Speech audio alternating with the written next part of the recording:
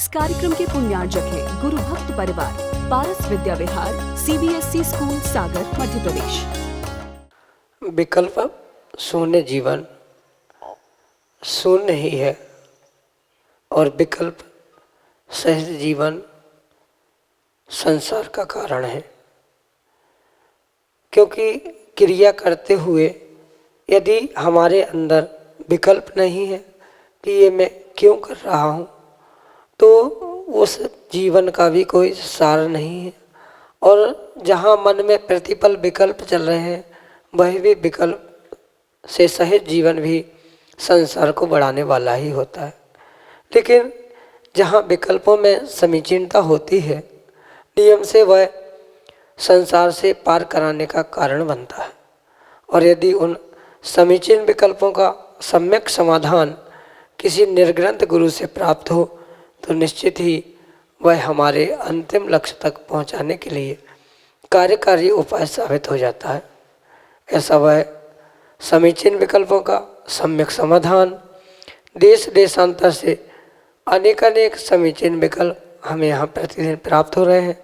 और परम पूज्य मुनि श्री सुप्रभ सागर जी महाराज, उनका आगमोक्त विधि से हम सबको सम्यक समाधान प्रदान कर रहे हैं। प्रारंभ करते हैं आज का सम्यक समाधान। और आज का पहला विकल्प भीलवाड़ा राजस्थान से प्रतिभा जैन परम पूज्य मुनि श्री के चरणों में बारंबार नमोस्तु निवेदित करते हुए अपना समीचीन विकल्प रख रहे हैं कि महाराज जी, संसारी जीव का ज्ञान क्षयोपशमिक होता है, जो कि पर्याय के नष्ट होने पर अगले भाव में साथ नहीं जाता, जबकि आत्मा के साथ बंधे कर्म भव में तक साथ में जाते हैं। ऐसा क्यों? हमारे समीचीन विकल्प का सम्यक समाधान करने की अनुकंपा करें। नमोस्तु महाराज जी, नमोस्तु। संसार में जो संसारी जीवों का कार्य होता है, वह परिपूर्ण रूप से उस कर्मों के निमित्त से ही हुआ करता है। कर्म के प्रत्यय के अभाव में या कर्म के निमित्त के अभाव में संसारी छद्मस्त जीव का कोई भी कार्य उद्घाटित नहीं होता। चाहे वह ज्ञान हो, चाहे अन्य किसी भी प्रकार का उसके जीवन का कार्य हो, कहीं ना कहीं कुछ अंशों में जरूर वह कर्म की सत्ता, कर्म का निमित्त, कर्म का अस्तित्व वहाँ होता ही है, जिसके कारण से ही उसे संसारी कहा जाता है या छद्मस्त कहा जाता है। समझने जैसी बात यह है कि जो कर्म है वो तो एक पर्याय से दूसरी पर्याय में वह 100% जाते ही है।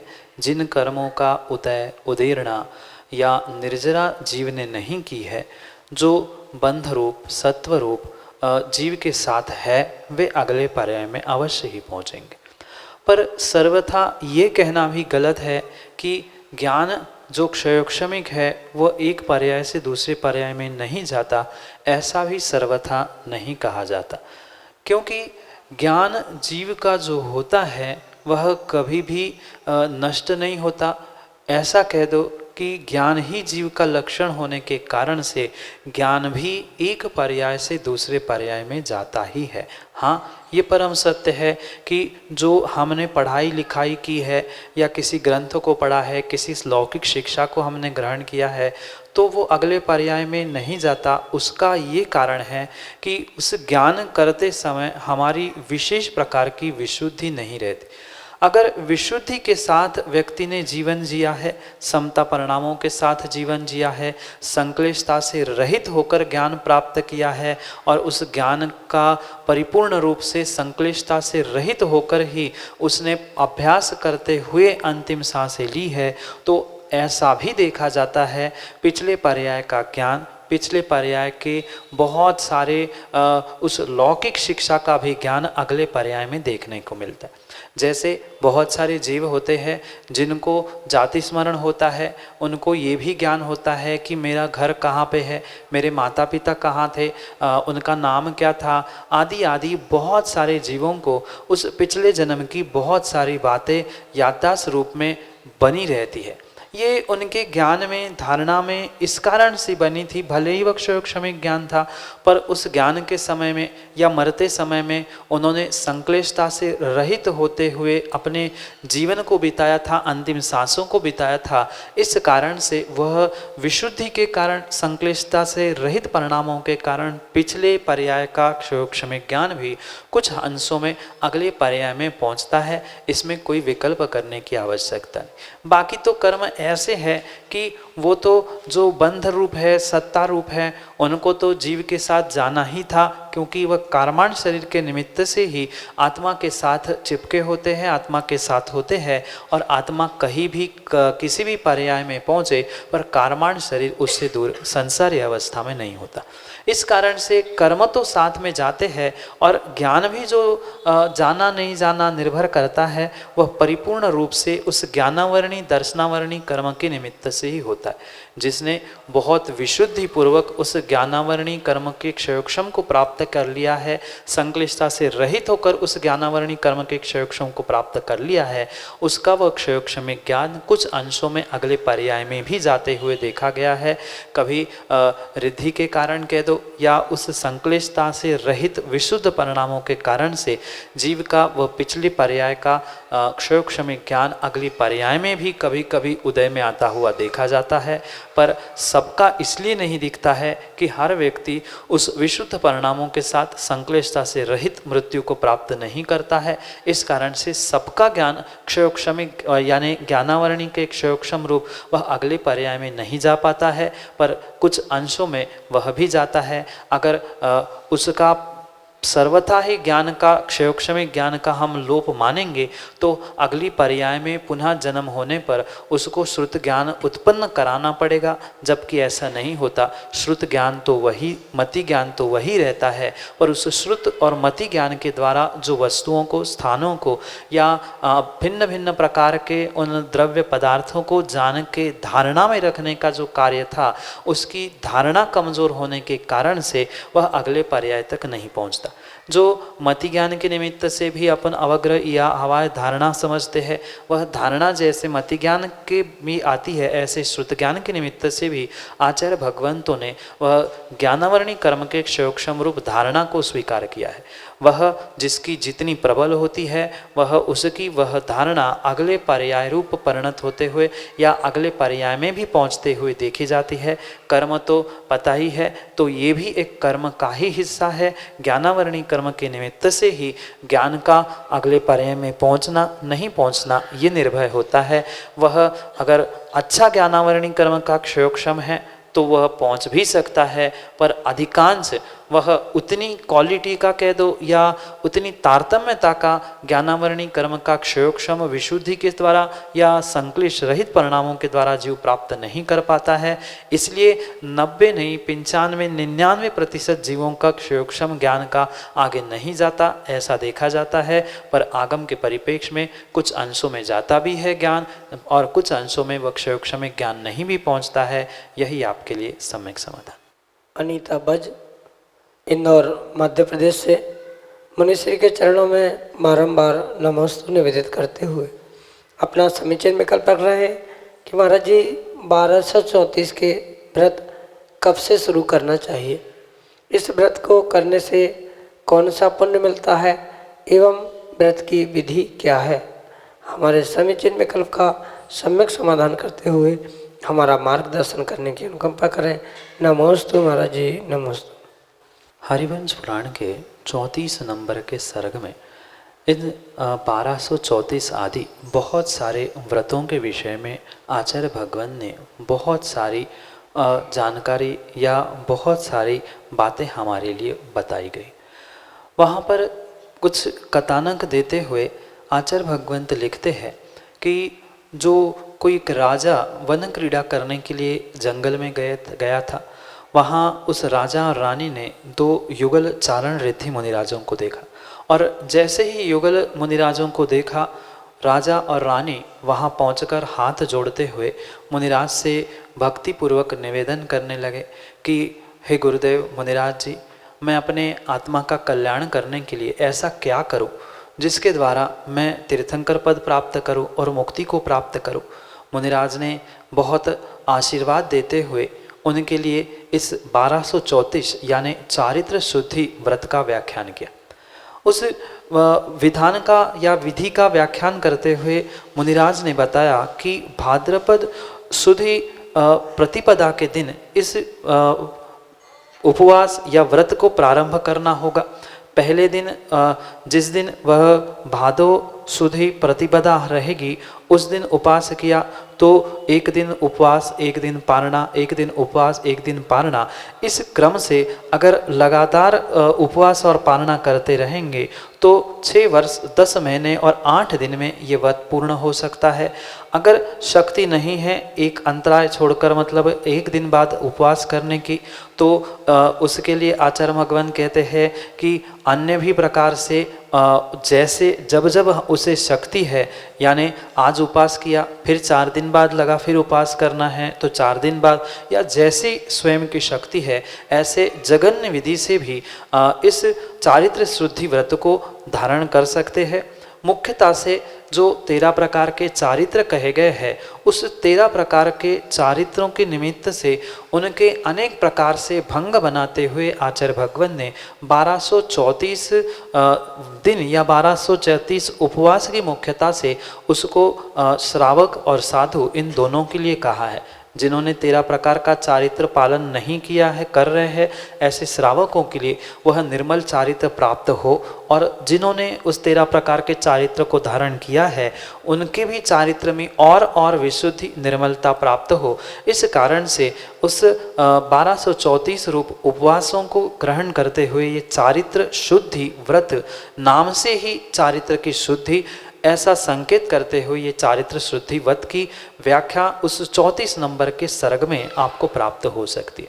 साथ में उसके उद्यापन की भी विधि लिखते हुए आचार्य भगवान लिखते हैं कि जैसे ही व्रत पूर्ण होता है उस व्रत को अभिषेक पूजा के उपरांत जो चारित्र शुद्धि विधान आता है उस चारित्र शुद्धि विधान को जिस प्रकार से शक्ति है उस प्रकार से, यानी बहुत बड़ी प्रभावना करते हुए या व्यक्तिगत रूप से उस विधान को करने के साथ ही इस व्रत का उद्यापन होगा, क्योंकि व्रत और व्रत का उद्यापन बहुत ज़रूरी होता है। जो भी व्रत प्रारंभ होता है उसकी समाप्ति उसके उद्यापन के साथ ही की जाती है।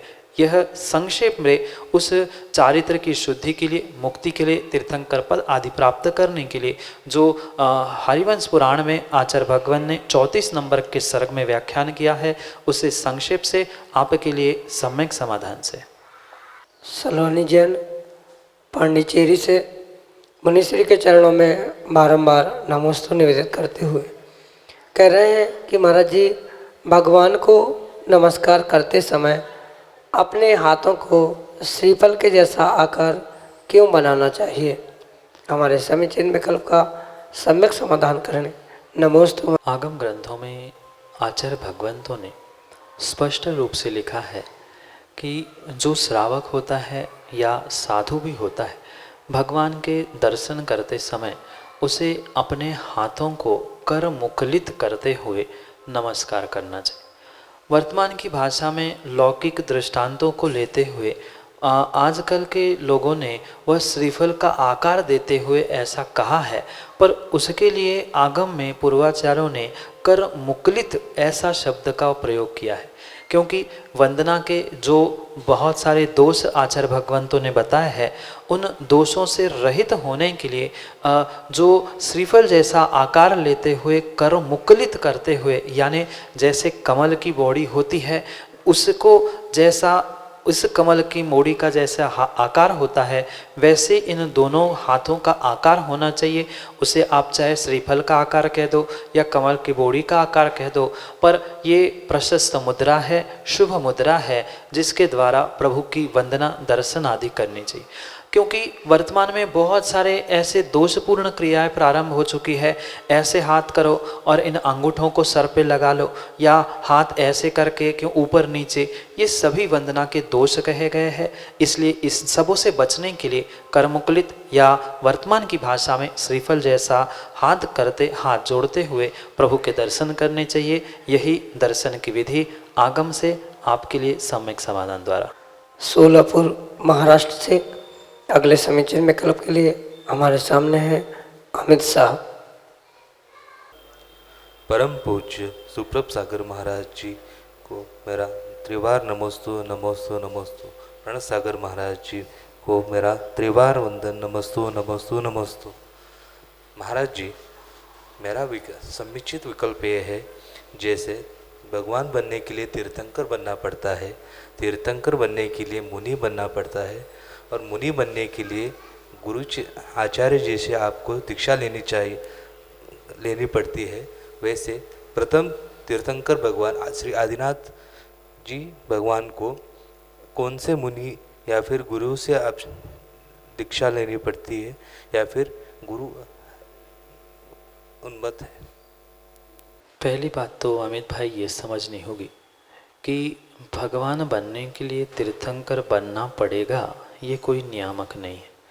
बिना तीर्थंकर बने भी सामान्य केवली के रूप में वह अपने उस भगवत्ता को प्रकट कर सकते।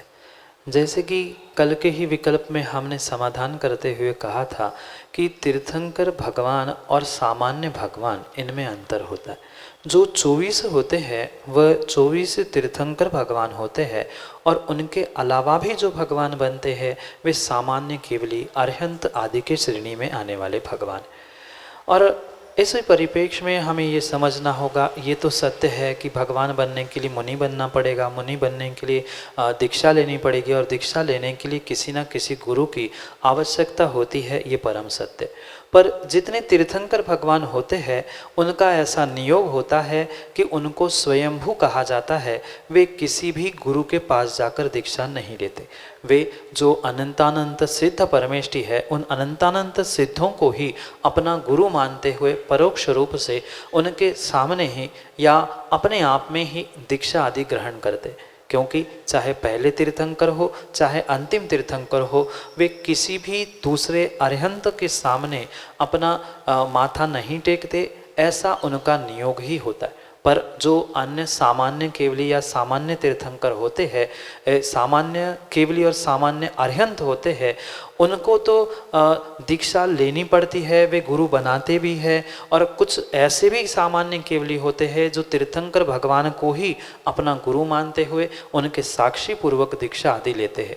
ये पंचम काल की व्यवस्था है कि किसी को मुनि दीक्षा लेनी है तो वह कहीं किसी मुनि आचार्य के पास पहुंचकर मुनि दीक्षा को प्राप्त करे। पर चतुर्थ काल में साक्षात जहाँ तीर्थंकर भगवान समोशरण आदि होता है, उनके साक्षी पूर्वक वह वहीं पर दीक्षा ले सकते हैं। ये सामान्य केवली और सामान्य अरहंतों की बात हुई। तीर्थंकरों के विषय में जो नियोग आता है, ये ऐसा नियोग ही है, ऐसा कार्य ही होता है कि जो जो तीर्थंकर भगवान होते हैं बनने वाले, वे जब से उस दीक्षा आदि को धारण करते हैं या उसके पूर्व से भी वे किसी अरहंत भगवान को या आचार उपाध्याय साधु आदि की वंदना नहीं करते। वे मात्र अगर किसी को गुरु मानते हैं तो वो सिद्धों को मानते, क्योंकि वे धर्म तीर्थों को चलाने वाले उस अरहंतों के केवलियों के मुखिया के रूप में चुने गए 24 होते हैं। इसलिए वे उनसे नीचे वालों को नमस्कार नहीं करते, और वही मात्र और मात्र तीर्थंकर ही गुरु के अभाव में सिद्धों को गुरु मानते हुए दीक्षा आदि ग्रहण कर सकते हैं। पर उसका दृष्टांत लेके वर्तमान में कोई ये व्यवस्था प्रारंभ कर ही नहीं सकता। वर्तमान में आचार्य आदि गुरुओं की आवश्यकता है, तभी एक श्रावक मुनि दीक्षा धारण कर सकता है, अन्यथा नहीं कर सकता। तीर्थंकर का ऐसा नियोग होने से चाहे पहले हो, अंतिम हो, बीच के हो, वे कभी भी किसी भी प्रकार से किसी गुरु की खोज नहीं करते। वे परोक्ष रूप से सिद्धों को अपना गुरु मानते हुए स्वयं से दीक्षा लेने के कारण उन्हें स्वयंभू कहा जाता है। स्वयं से दीक्षित वे ही हो सकते हैं, अन्य कोई नहीं। यही आपके लिए सम्यक समाधान। मोहित जैन सागर मध्य प्रदेश से अगले समीचीन विकल्प के लिए हमारे सामने पूज्य मुनिषी सुप्रभ सागर जी महाराज की जय। महाराज जी, मेरी जिज्ञासा यह है कि सभी बोलते हैं कि हर व्यक्ति में परमात्मा बनने की शक्ति होती है। तो महाराज जी, वर्तमान के समय में हमारे अंदर गुस्सा और झूठ बोलने जैसी प्रवृत्तियां हैं। तो महाराज जी, मेरी जिज्ञासा का समाधान करने की कृपा करें कि व्यक्ति किस मार्ग पर चलकर परमात्मा बनने की योग्यता को अपने अंदर ला सकता है। नमोस्तु महाराज जी। परमात्मा बनने की शक्ति और परमात्मा बनने की योग्यता बेटा सभी जीवों के अंदर वर्तमान में भी मौजूद है। जितने जितने भव्य जीव है वे भव्य जीव उस परमात्मा पने को अवश्य ही प्राप्त कर सकते। पर रही बात उन विषय कषायों के निमित्त से जो वर्तमान में जीव की ये विभाव परिणति चल रही है, यानी कभी गुस्सा करना, कभी झूठ बोलना, कभी लोभ, कभी मायाचारी, ये कषायजन्य जो भी परिणति परिणाम जीव के चल रहे हैं, ये मात्र और मात्र जो कर्मों की सत्ता उस आत्मा के साथ है उसके निमित्त से ही हो रहे हैं। जो भगवान बन चुके हैं, सिद्ध बन चुके हैं, उन्होंने तो आठों कर्मों को नाश कर दिया, छोड़ दिया। इस कारण से उनमें किंचित भी किसी भी प्रकार का राग, द्वेष, गुस्सा, क्रोध, मान, माया ये कषाय आदि नहीं दिखते। पर जो संसारी जीव होता है परिपूर्ण रूप से उन कषायों से, विकारों से और कर्मों के निमित्त से ये जो विभाव अवस्था को प्राप्त है उसके कारण से ही वह भले ही भगवान बनने की शक्ति हो पर फिर भी वह वर्तमान में अशुद्ध ही कहलाता है। जैसे उस दूध में ही घी बनने की शक्ति है पर दूध को भी किसी प्रकार से गर्म करना, फिर उसमें से मक्खन आदि निकाल कर उसे गर्म करना, फिर जाके उस दूध से थोड़ा सा घी निकलता है। दूध के घी के साथ साथ कुछ आपने मरी जैसी भी चीज़ देखी होगी जो मक्खन को गर्म करते हुए उस कढ़ाई आदि में मरी चिपकी रहती है और ऊपर ऊपर वह घी निकलता है।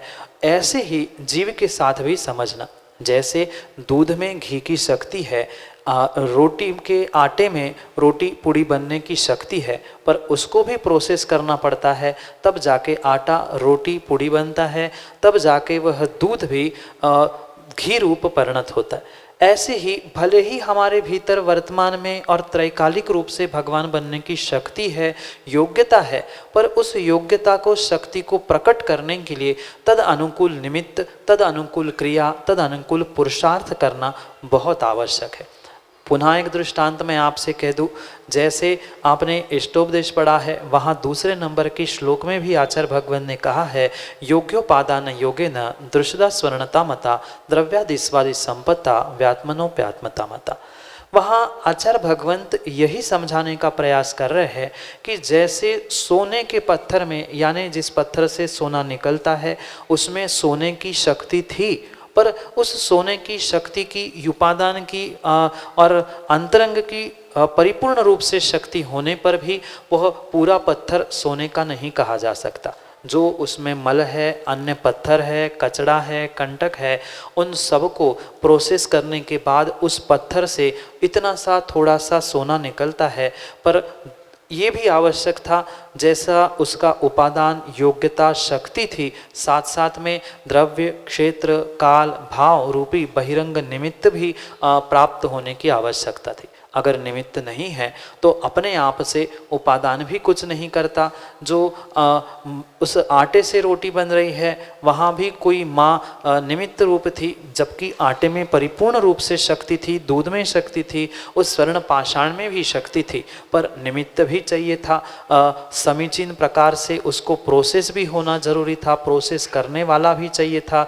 ये सभी बातों को समझने के साथ, इन दृष्टांतों के साथ हम अपने आत्मा पर पहुँचते हुए ये निर्णय करें कि आत्मा भी उस स्वर्ण पाषाण जैसे बहुत सारे कर्म रूपी मल के भीतर फंसा है, और उस मल के निमित्त से जैसे उस स्वर्ण पाषाण का रंग कभी काला भी हो सकता है, लाल भी हो सकता है, जिस प्रकार की वहाँ की मिट्टी है उस प्रकार से उस पाषाण का रंग हो जाता है। ऐसे ही कभी जीव गुस्सा करते हुए दिखता है, कभी क्रोध, मान, माया, लोभ, इंद्रियों के विकार आदि के निमित्त से परिणत होता दिखता है। ये परिपूर्ण रूप से कर्म रूपी मल की जो सत्ता उस जीव के साथ है उस कारण से ही जीव की ये अशुद्ध पर्याय कही जाती है।